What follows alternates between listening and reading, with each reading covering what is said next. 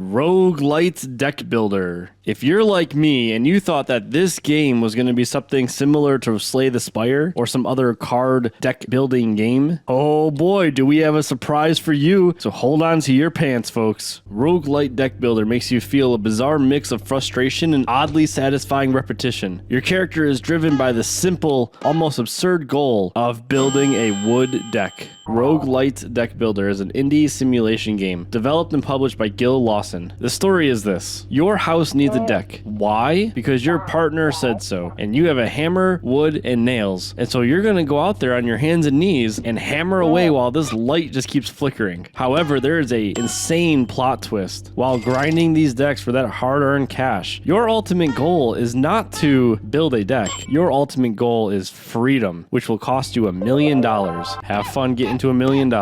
Like I said earlier in the video, hold on to your pants. This game is nothing like Slay the Spire. Go ahead, hammer a nail right through that subscribe button. And here are the menu settings. You have 2 tabs, graphics and audio. But look at this menu that looks like it's built on Windows 98. The game is designed for mouse and keyboard. The core gameplay revolves around precise mouse movements for hammering. The game has a unique, somewhat lo-fi aesthetic. The visuals are simple but effective, with the focus on the physical stimulation of hammering and nailing. The sound effects include some realistic sounds like hammering and some absolutely comical sounds like this squeak. There are no voiceovers in this game, unless you count the boop boop boop boop boop boop boop from your partner.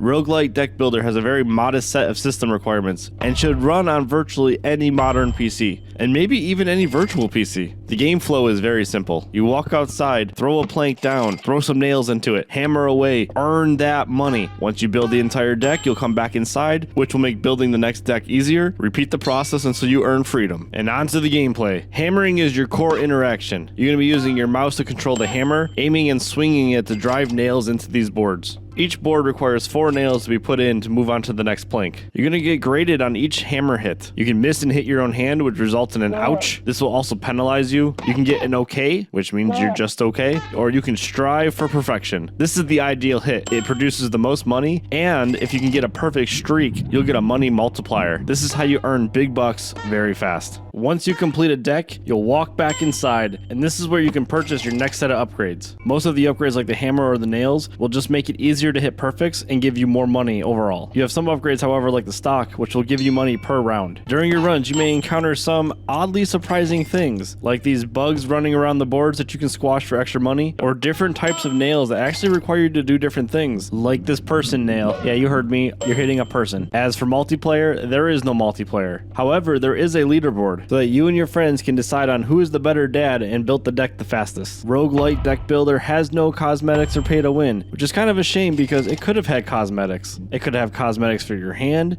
for your hammer, for the planks, for the regular nails. Hell, it could have added a cosmetic for the flickering light. Some items that are cool about this game. The game has a bizarre premise. When's the last time that you built a deck for freedom? There's also an oddly satisfying feeling of nailing a plank perfectly, and you can't argue with the $4 low price point, especially when these greedy ass companies are talking about raising the price to $80 a game. Some of the not cool items. This game is very repetitive. You do one thing, you just hammer. It has no story and it has very little progression. Let's call it out what it is. It's a niche game. It's not going to appeal to everyone. To recap, Roguelite Deck Builder by Gil Lawson is a weird ass game. It's a simulation game where you build a deck for freedom. It's very repetitive, it's grindy, and has a very small upgrade system. Graphically, it's simple but has a unique style. There's no enemies, there's no multiplayer but a leaderboard, no microtransactions, and it missed out on cosmetics. It's a very niche game. But if you are looking for something that is small, low price point, and can definitely hold your attention for a few hours, this is the game for you. And that's exactly what this game did for me on our patented 0 to 1 scale. We at FlipBros give this game a 0.82 out of 1. That might be surprising to some folks, but hear me out. It's a $4 game, and I had a lot of fun playing it for the few hours I did play it. Now, have I picked it up since then? No, but I don't regret those couple hours I got to play the game. If you guys like these no bullshit videos or found them helpful,